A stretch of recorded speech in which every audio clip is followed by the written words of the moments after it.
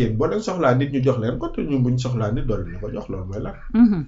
dafay xaw a doy waar. Alaaji Rawane gis nga li nga xamante ne nii moom moo daal di nekk li tuppee ci coowal Madiambal Diagne sàkkuteef gi nga xamante ne nii procureur daal dina koy sàkku léegi ñu ngi xaar ki di juge bi le 3 war na ci daal di mën a prononcé wu lan moo nekk attente yi selon vous. bon man personnellement dossier bi moom gëj naa cee am attente damay toog rek bu kii ñu constaté parce que pour la simple et bonne raison dama jàpp ne France dañ ci nekk di ci layami. Parce que déjà question yi nga xamante ni li tax Moustapha di wax fermeté Yacine Fall c'est parce que niñ ci doxee la. su fekkoon li ñu waroon doxal yëpp doxal nañ ko comme il se doit. xëy na tey cette question de fermeté sax duñ ko remarqué ci dossier bi parce que dafa waroon nekk lu ñu traité normal. li ci xew nag mooy à un certain moment on avait l'impression que justice française bi dafa doon dugg ci yoo xamante ni du ay mbiram.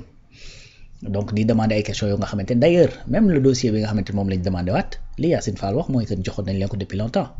Comment tu peux comprendre réew mu toll ni Sénégal di demander doomu Sénégal bu nekk bitim réew pour ñu extrader ko te du wax lan lañ koy toppee loolu xel mën na ko nangu. xanaa ñun ñu dul ay juristes sax xam nañ ne loolu mënta ne. parce que booy demander nit xanaa di nga ko wax li nga koy demander lu mu doon. motif bi lan la. et quand tu dis que ni non et puis loolu sax ci Madiambal lañ ko déggee moo tax mu ngi noonu quand tu dis que non dañ leen wax nañ ñu envoyé wax ñu lan la ñuy toppee nangam na et cetera c'est-à-dire c'est une aberration loolu xel mënu ko nangu.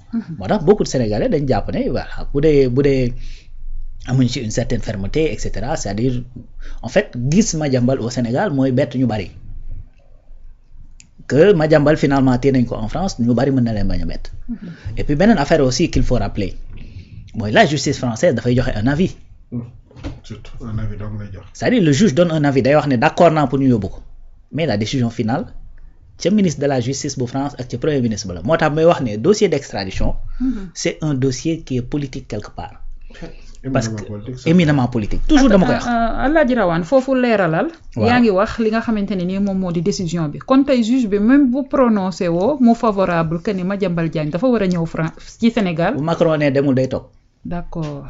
voilà parce que su boobaa da koy wax premier ministre mu wax ko ministre de la justice mu ne demul tey leen ko fii te loolu effectivement buñ ko dàq bien que mën nañ ne bu justice waxee c'est-à-dire bon y a plus de chance que mu ñëw que mu bañ fa ñëw. mais bu ñu fàtte ni c'est pas que Madiambal moom moo nekk ci dossier bi parce que dans le dossier il y a une entreprise française. muy Ellipse Project. effectivement te Ellipse Project li ñu ko tuddee du 21 milliards. déedéet. c'est encore pire. on parle de 250 milliards. exactement à 260 te loolu c'est juste la partie bi nga xamante ne moom la ñu yóbbu ci lu jëm ci wàllu établissement pénitentiaire ak justice sinon le dossier c'est plus de 420 milliards. donc les 250 à 260 milliards moom la ñuy wax ne mooy les établissements pénitentiaires ak les établissements de justice yi nga xamante ne moom la ñu waroon tabax. et c'est si biir commande boobu la hôpital Ourossogui bi dugg si. avec Ismaïla Madior Fall. très bien le fameux problème de l'hôpital de Ourossogui nga xamante ne aujourd'hui li nga xamante ne moom la Déthié Fall wax keroog mooy que ni li tax fu mu toll nii mënuñu cee pousse mënuñu ci passe. parce que le dossier dafa nekk devant la justice. mise en demeure. oui donc loolu mooy li nga xamante ni mooy beneen affaire boo xamante ni mënuñu ko bàyyi dans l'analyse. parce que y a une entreprise française boo xamante ni dañ ko tudd ci biir ay français nekk ci et cetera est-ce que tey aujourd'hui danañ accepter. par exemple puisque on sait que France déjà du extrader ay doomam. donc tey su fekkee ne dañoo dem ba gis ne Madiambal la muy def moo ko def te ñu mu ko seqandooloon Ellipse Project la est-ce que France dafay accepter pour que effectivement Ellipse Project daal di koy jël sànni ko noonu en pâture je ne le pense pas moo tax la partie judiciaire mën na favorable ci Sénégal juge bi ne ok d'accord na su boobaa man j'attends la partie politique. côté politique bi mooy qu'est-ce que le gouvernement français va décider ci loolu ndax effectivement day jël l'option de protéger ki nga xamante ni moom mooy l'entreprise française. pas que loolu mën a peser carrément. pas que loolu moom parce que les intérêts de la France fii ci Sénégal ñoo ëpp doole foofu la relation entre la France et Macky loolu moom bul sonn parce que français yi li ñuy xool mooy seen intérêt fan la féete. waaw ñoom de loolu la ñuy def. bul sonn. c'est-à-dire aujourd'hui bu ñu demee ba gis ne seeni intérêt sa waay maanaam te Madiambal la mu toog foofu la. duñ ci hésiter duñ ci xool lu ci ñaaw ak lu ci rafet ak ay yu ni mel déedéet. duñ ko sax lijjanti. beneen affaire bi may naan pro français li tax ma koy xalaat mooy bi gis nga biñ ne dañ fiy jëlee base française yi gis nga coow bi mu créé ci réew mi te ce combat là entre guillemets daanaka Madiambal moo ko porté woon. tu vois donc il y a tout ça moo tax encore une fois man fi ma ci taxawee mooy effectivement toog. li ma gis sànq gars yi Samba Seck dugg ko ci page am il pose des questions waa ji mu di toog ne tekk quoi bu dee orange buñ ko posé question loo xalaat ci Starlink bi yegg si quoi waa ji de pat bañ a tontu mais man tamit bii xam naa noonu laa fi kii man daal j'attends de voir bu fekkee indi nañ ko tant mieux ñu dérouler le dossier mu wéy dox. De toute façon atte nit soxlawul nga teg ci moom loxo. déedéet. donc contumace moom ku ne xam na luy loolu moom léegi ci réew mi. umpeetul ndax Ousmane Sonko. waaw kay donc dañu wéyal li nga xamante ni moom mooy kii bi d'ailleurs la nga xamante ni moom lañ ko mën a toppee gàddu ko yóbbaale. lu ci bari mi ngi fii ci réew mi donc soo demee ba mënoo jot ci moom loxo mais atte ko mu bañ fi nekk et tout ça et puis après li nga xamante ni mooy daan yi ñu ci war a teg ñu teg ko ci li nga xamante ni moom la ko yoon permettre mu wéy di ko doxal à travers ses avocats. ba ñu atte ko ba jusqu'à la fin bu ñu prononcer li nga xamante ni mooy ay saisies ak yooyu parce que l'essentiel c'est quoi c'est pas que jàpp quelqu'un boo xamante ni dañoo jàpp ni def na malversation tëj ci kaso bi. sinon ça n'a aucun sens bu génnee wëlbati wéy di dox voilà di dund. n'est-ce pas donc l'objectif c'est quoi mooy ku def lu dul yoon ñu xëcc la teg ci barab mais la nga jël te yóbbu ko te moomoo ko ñu delloo si waat ko ca ña ko war a moom mooy ouais c'est ça mooy l'histoire de l'hôpital dont parle par exemple kii Moustapha donc loolu la donc c'est ça l'intérêt mooy bu ñu nee ndiw dafa jël ay deniers yoo xamante ne waru ko woon a jël fexe ba nga xamante ne ndiw moom danañ ko teg loxo mais danañ mën a récupérer la nga xamante ne mooy deniers publics yi ñu ne moom jëloon na ko donc encore une fois pour man mu nekk foofu mu nekk fii sànq nag yaay wax lu am solo bi ngay wax ne Madiambal dafa ne woon dafay dem pour préparer sa défense man le premier jour l'année et je le maintiens que voilà sa stratégie de défense mooy comment je vais faire ba toog en France man lii laa jàpp stratégie bi parce que tey su fekkee ne da ngaa dem nga demander extradition nga daa dem ak say avocat mel ni sax kuy demander de asile quoi daal di jël ay avocat daal di commencer jàmmarloo ak ki nga xamante ne mooy demander à ce que ñu extrader la boo amee dëgg nooy def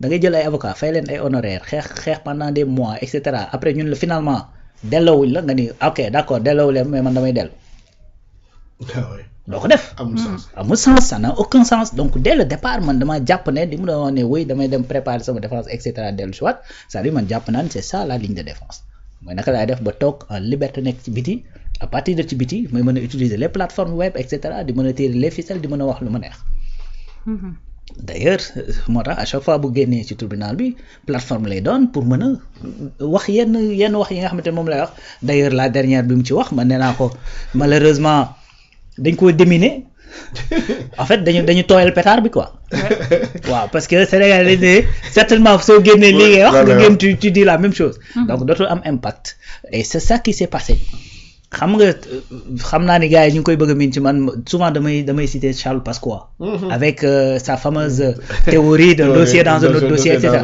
mais c'est que loolu moo obsolète gis nga loolu mook théorie wu politicien nañ lay dégg rek yooyu dafa dépassé yooyu bu njëkk la amoon parce que bu njëkk xëy na communication bi ça voyageait pas très rapidement gis nga dañ lay wax ne il y a rien de plus efficace dans la communication qu'une bonne réputation qui voyage vite. Effectivement. Mais il y a rien de pire également dans la communication qu'une mauvaise réputation qui voyage vite. Et que aujourd'hui fi ñu toll ci àdduna bi c'est-à-dire les deux voyagent vite ndax technologie tax. c'est-à-dire àdduna wërngal képp koo xamante ni yaa ngi réfléchir ci dossier bi xam nga ni Madiambal Diagne doomam da koo porter plainte. waaye moom dafa daal di tourner li ko doom ji porter plainte. daf ko tourner. jëm ci ki nga xamante ne moom moo di Cheikh Diba. non loolu sóoraale wu ko woon loolu kan moo ko sax sóoraale woon même nous les Sénégalais xam nga coow li en fait plainte bi mu jógee man ci laa ne ah tiens l'avocat de son fils kii Ciré Bathily gis nga bi coow li njëkkee am bi Madiambal di lim sa pool d'avocat am ba boole ko ci dafa génn def tweet mu ne man bokkuma ci.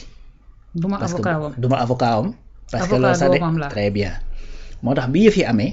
laa da nga naan ah ok d'accord là je comprends mieux parce que xëy na su fekkoon ni moom ak doomam dañoo nekkoon dans les meilleures relations. mais avocat am du am besoin di génn da naan di préciser loolu. effectivement. donc bi plainte bi amee itam loolu la ñëw confirmer maintenant loolu moom Madiambal sóoru ko woon. et que loolu également comme je dis ça voyage vite et que la justice française mi ngi ciy teg bëtam. Ah alors que c'est un acte te pour- loolu c'est une plainte enregistrée avec un numéro. tu effectivement vois donc loolu mu ngi mais nag léegi nag pour fàttaloo ñu wax ji également dugal ñu ci beneen débat et cetera moo tax mu indi Cheikh Diba parce que actuellement da ngay xam ni stratégie wu bi Madiambal di doxal mooy danaa fexe ba ñoom ñi nekk ci gouvernement bi kenn du ci wóolu sa morom parce que bu ñuy liggéey te kenn wóolatul sa morom rek dañuy xoolante en chien de faïence maanaam ku ci nekk dina am loo xamante ne dana ko ragalee sa morom ba tax na loolu mën naa créer zizanie suñu diggante. xam nga li may wax ne lan moo ma ciy conforté am naa dossier boo xam ne bu garaaw la woo naa nit ne ko dama ko bëgg a jox Bamba Cissé mu ne ma kooku il n'est pas fiable ma woo ki nga xamante ne mooy le général Birame Diop ma jox ko mu woo ma ne ma léegi ndax naa ci kii ma ne ko non jox naa ko xool loo ci def. léegi loolu bu fekkee ne Ousmane da koo dégg te nekkul Ousmane mii ñu xam mais danaan ok kon Birame il est en train de parler en douce ak kii nangam sangam bu ko defee mu créer benn situation. Comme ça n'a pas marché mu tenté waat donc loolu moo indi affaire u Cheikh Diba et cetera. Ousmane su fekkoon ni tey jii maanaam en fait temps sax et puis ban problème moo war a mën a tax ba Ousmane soo ko war a dem convaincre man de loolu. jabaru Cheikh Diba. mais c'est-à-dire tu vois la bizarrerie ak l'absurdité de la chose. loolu c'est absurde. temps moom sax est-ce que may na ko bassesse. non loolu c'est absurde loolu c'est absurde loolu c'est absurde donc loolu c'était juste pour nous permettre ñu nekk ci débat boobu way kii ak nangam mais en vérité c'est-à-dire quelle que soit la situation. c'est-à-dire léegi moom nit ñi ils sont capables de garder en repérage li nga xamante ne moom nga fi waxoon démb ak bërki démb d'ailleurs loolu tax sax vaar yi dox léegi.